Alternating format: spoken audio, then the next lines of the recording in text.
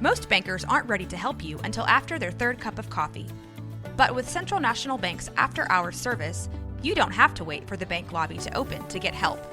You can contact us from 6 to 8:30 in the morning or from 5 to 10 in the evening, and we'll connect you to a real, live, local person who can answer questions and fix problems 7 days a week.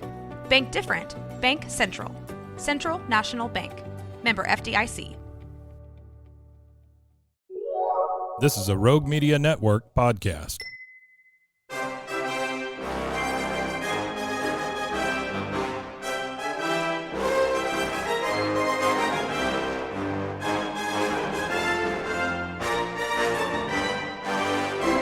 I am Professor Knowledge. Welcome to my classroom.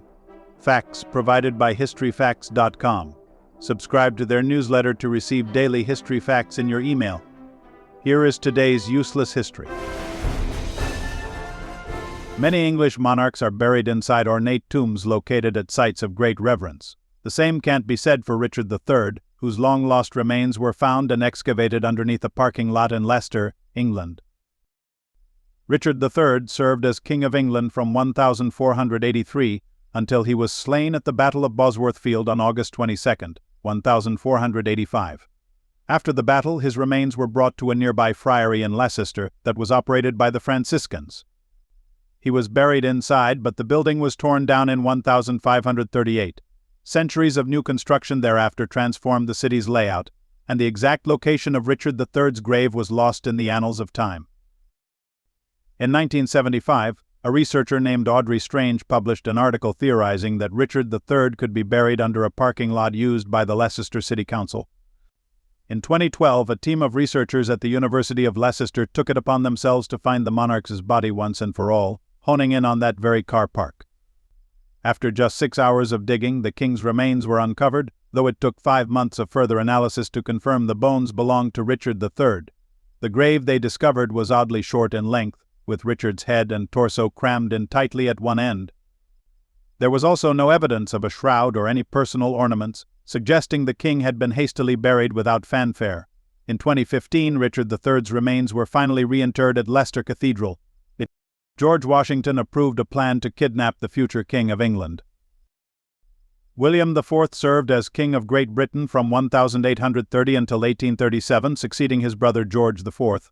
But decades earlier, in 1779, the 13-year-old future monarch, then known as Prince William Henry, enlisted in the British Navy as a midshipman.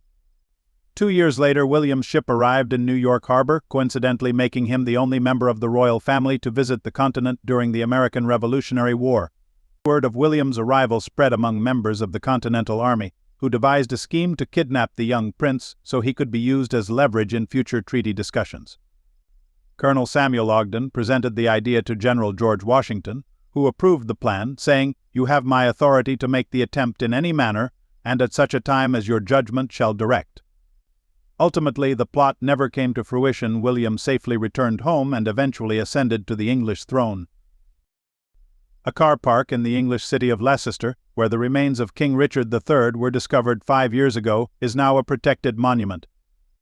Specifically, the location has been given scheduled monument status and described as one of the most important sites in the U.K.'s national history. Richard III famously met his fate on Aug. 22, 1485, at the climactic Battle of Bosworth, which ended the War of the Roses and ushered in England's House of Tudor. Sponsor message. Circa 1480, King Richard III 1452 to 1485 wearing a chain of office. Bolton Archive Getty Images. According to contemporaneous reports, after his death in battle at about age 32, Richard III was buried at Greyfriars Church, a 13th-century monastic friary in the city of Leicester. The church is thought to have been destroyed during the reign of Henry VIII. Richard III, whose remains were found under a parking lot, reburied. Fast forward 5 centuries and British archaeologists comparing old and new maps determined the location of the medieval friary. In an interview with All Things Considered back in 2012, Philippa Langley of the Richard III Society told NPR's Robert Siegel it became clear, when we did this analysis, that the church and the precinct of the Greyfriars was definitely in the area of the parking lot. A 21st century look at the 15th century remains confirmed via DNA tests that they were in fact those of Richard III. Flowers sit on a memorial stone marking the death of King Richard III inside Leicester Cathedral, close to where the body of Richard III was discovered, on February 4, 2013 in Leicester, England. By protecting this site as a scheduled monument, we are ensuring the remains of this once-lost medieval friary buried under Leicester are preserved for future generations, Heritage Minister John Glenn said Thursday. Shakespeare, writing more than a century after the fact, described the king as a poisonous bunchback toad. However, as NPR's Bill Chappell wrote in 2014, modern analysis showed that Richard III had a common form of scoliosis, but nonetheless a well-balanced curve to his spine that might not have been plainly visible. Thank you for joining me in my classroom today. As always, you can find more useless history at roguemedianetwork.com or anywhere you get your podcasts.